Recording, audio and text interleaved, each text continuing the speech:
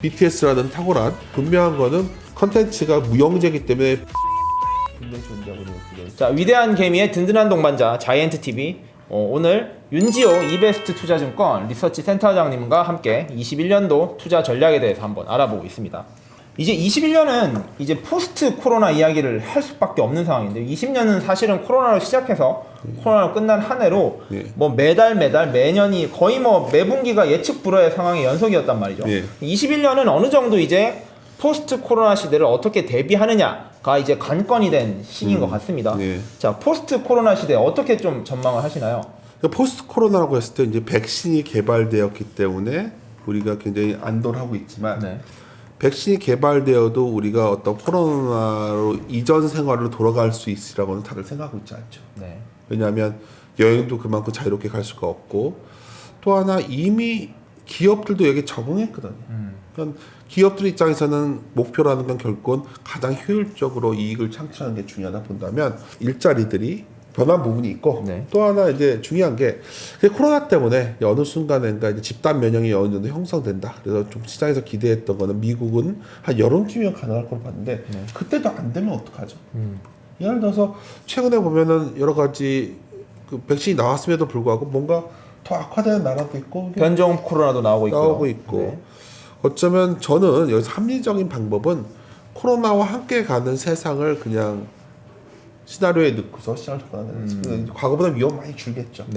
그랬을 때 이제 생각할 수 있는 거는 무슨 단어가 나오는 거냐면 여기에 바로 격리라는 게 나오는 거예요. 격리요? 다들 격리되듯이 서로 고립되는 형태가 계속 될 수밖에 없고 미국 입장에서는 중국이 서구를 닮아올 줄 알았는데 어쩌면 세계화를 통해서 닮아갈 줄 알았는데 안 닮았기 때문에 탈세계화로 가는 거거든요. 그렇죠. 그렇다면 전에는 중국이 열심히 싸게 생산해서 미국에 수출해주면 됐었는데 그럼 우리는 거기다 중간재를 팔아가지고 살 수가 있었죠. 근데 중국은 이제 이렇게 할 겁니다. 이제 뭐 어떻게 했던 간에 자기들 스스로 소비할 수 있는 시장도 있으니까 생산하고 소비하고 나 혼자 할 수 있어. 그걸 보여줬잖아요. 우리가 이번에 가장 놀라웠던 거는 우리가 그렇게 뭔가 좀 떨어지는 체제로 봤던 소위 사회주의 체제가 코로나에는 훨씬 유리했잖아요. 뭐 그런 측면이 있죠. 우리가 그게 훨씬 후진적인 체제라 봤는데 그래서 헷갈리기 시작한 거예요. 서구는 어쩌면 그 자유를 막을 수 없고 서로 교류를 해야 된다고 봤는데 이거 잘 안 됐단 말이에요. 이게 다 경제와 정치와 주식은 다 연결된 거예요. 어떻게 보면. 그렇게 본다면 지금 시점에서 그러한 우리가 생각이 들었다는 것 자체가 저는 상당히 많은 변화를 계속 가져올 거로 봐요. 근데 그런 생태계에 속하지 않은 우리나라 고민인 거죠. 그러니까 저는 올해 가장 큰 고민 중에 하나가 바이든도 너가 어디에 들어올까? 미국의 경제 자유 네트워크라는 게 있지 않습니까? 거기 들어오라고 할 것 같고 벌써 말을 했어요. 그럼요. 굉장히 그게 여러 가지 뭐 저거 좋은 거야 우리가 할 게 아니라 그래? 뭔가 미국이 이제는 이렇게 동맹국의 힘을 묶으려고 하고 있고 중국 입장에서는 정말 너 우리가 갈라서 살 수 있어 이렇게 나오면 어떡하지? 한국 같은 나라가 굉장히 애매한 것 같아요. 여기 결정적인 산업이 그나마 다행인 게 우리가 반도체라는 어떤 정말 독보적인 산업을 갖고 있다 보니까 중국에서도 다 죽일 수는 없는 거예요. 반도체 못 만들어내니까. 하지만 계속해서 우리 산업 내에서 나머지 산업들한테는 굉장히 힘들다는 거예요. 결국 답은 하나로 간다는 거예요. 지금 우리 산업 내에서 매출이 늘고 있고 이익이 늘고 이익까지는 아니지만 매출이 늘고 있고 뭔가 파이가 커지는 산업에 종사한 좋게 있는 기업이 뭐냐를 찾는 게 우선이라는 거죠. 뭐 주시장이 여기서 뭐 자금 시장에 큰 이동이 있어서 얼마 가네 이거 할 시간에 결국 그 기업은 빠진 뒤에 다시 올라갈 거고 거기에 속하지 않은 얼떨결에 같이 올라왔던 기업들은 도태될 거라는 거예요. 그러니까 뭐 결국에는 이제 금방 말씀하신 격리 경제 같은 느낌이에요. 격리된 사회로 이제 격리된 경쟁이 이루어지는 미래 상에선 특별히 그렇게 그 상황에서도 잘 갈 수 있는 이런 주식들, 이런 기업들을 잘 선별하는 게 굉장히 중요하겠네요.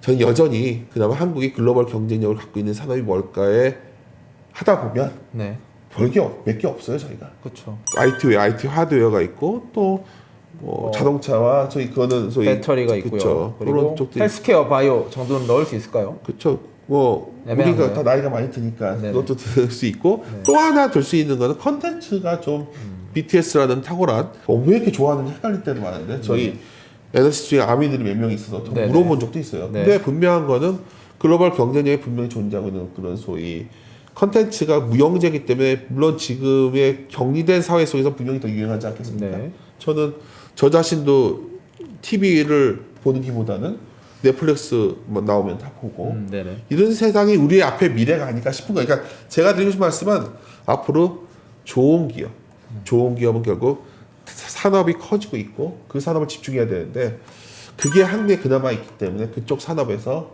물려도 물려라. 그게 제가 드리고 싶은 결론 아닐까 싶어요. 뭐 21년도에 일단 글로벌 이슈로서는 미중 갈등을 가장 큰 현안으로 센터장님은 말씀을 지적해 주셨고요. 갈등이라기보다 바이든이 취임하고 나면 제일 많이 나올 얘기가 뭐냐면 이제 미국과 중국이 같이 트럼프가 이상한 애였다. 그러니까 트럼프가 이상한 애였지 원래 미국은 굉장히 자유무역을 좋아하고 중국과 관계가 잘 갈 거야. 근데 민주당 때가 항상 보호무역지가 강했고요. 한번 생각을 해보세요. 미국의 이전 소득이 돈을 많이 나눠줬으니까 이전 소득이 정책이 고스란히 중국 기업의 이익으로 간다고 했을 때 그걸 누가 좋아하겠어요? 돈을 나눠줬는데 중국계 물품을 사고 다 거기 돈을 써버려요. 그 미국의 기업의 물건을 사줘야 되는 건데. 네. 그럼 여기서 반론이 항상 나오는 게 뭐냐면 미국의 노동자들의 임금이 국민소득이 높은데 어떻게 공장이 미국으로 다시 오냐? 근데 제가 최소한 이건 낼 거라는 거예요. 예를 들어서 미국의 생산기지가 중국에 있던 생산기업들이 뭐 다른 나라로 이머징 가거나 네. 일부라도 어떻게든지 미국으로 유치하려는 노력을 할 겁니다. 아니면 우리나라가 가야겠죠. 현대차가 잠깐 공장을 세우고 들어오라는 그렇죠. 네네네네. 그렇게 해야지만 미국에서 물건 팔 수 있게 해준다.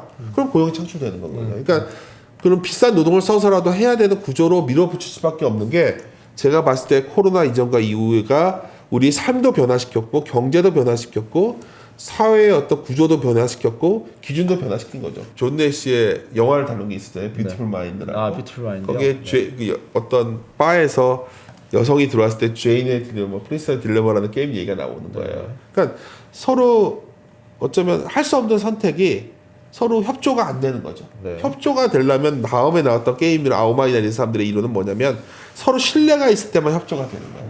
근데 미국과 중국이 신뢰가 형성돼 있다고 보니까 제가 봤을 때는 오히려 2000년대에 서로 협력하는 구간에서 더 틀어져 버린 거예요. 더 안 좋아진 상황이에요. 그리고 본질적인 서구의 가치와 소위 중국의 가치가 충돌하는 겁니다. 제가 이제 놀라웠던 거는 우리가 중국이 최근에 애국주의한데 중국 입장에서 너무 그러고 싶지 않겠어요? 네.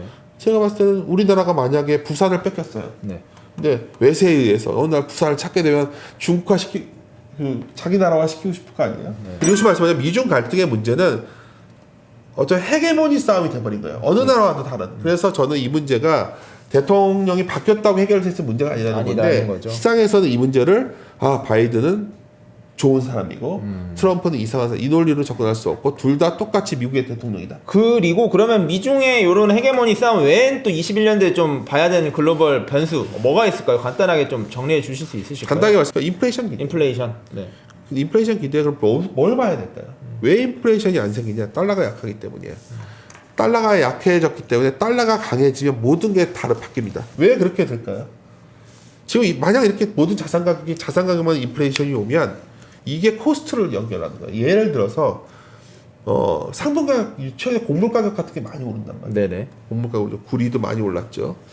이런 것들이 결국은 뭐 스태그플레이션까지는 아니지만 경기가 그만큼 좋지는 않은데 식물 경제가 이러한 소위 코스트 쪽에 자극을 주는 인플레가 나오고 이게 좀 정가화되면 어떻게 본다면 우리가 기대하지 않은 금리 상승 이게 2021년에 발생할 수 있다. 그게 시기가 어느 정도쯤? 근데 뭐 상반기는 아닐 거예요. 상반기는 아니고 3분기 이르면 하반기 3분기 정도부터 저는 가셔야 될 거라고 봅니다. 그런 게 이제 본격화되면 분명히 경제 전반적으로 영향을 미칠 파급력이 꽤 크다 이렇게 모든 말씀하시는 것은 거죠? 구조적 저금리라는 어떤 믿음 속에서 모든 밸류에이션이 네.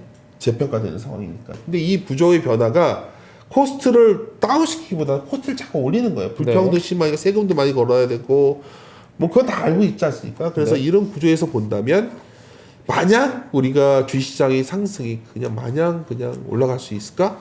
저는 퀘스천이 아직도 있어요.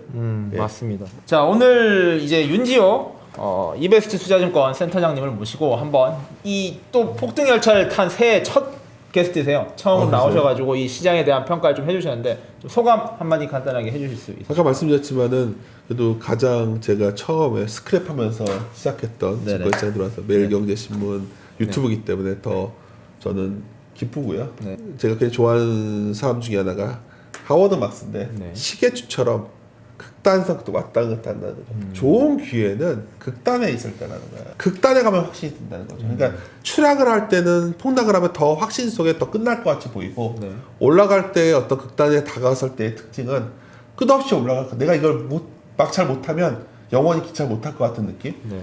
그래서 저는 항상 이럴 때면 막스의 책을 읽는 편인데 연말에도 그 책을 읽으면서 또 느꼈던 거는 그래 극단이 어딘지 모르겠지만 최소한 리스크 관리는 좀 하면서 그러니까 적절한 현금을 가져가면서 이 극단이 어디까지 한번 지켜보는 소위 그 전략이 그래도 낫지 않을까. 여기서 새로 계좌 터가지고 나는 이게 시작이야 하기에는 이럴 때는 저희들이 보기에 여러 기업 실적 대비라던가 글로벌 경제 환경이라던가 또 계속 강조드렸던 소위 코로나 이후의 세계의 어떤 방향성을 놓고 봤을 때 그거는 약간 좀 오버하는 거 아닐까 생각이 듭니다. 위대한 개미의 든든한 동반자 자이언트 TV.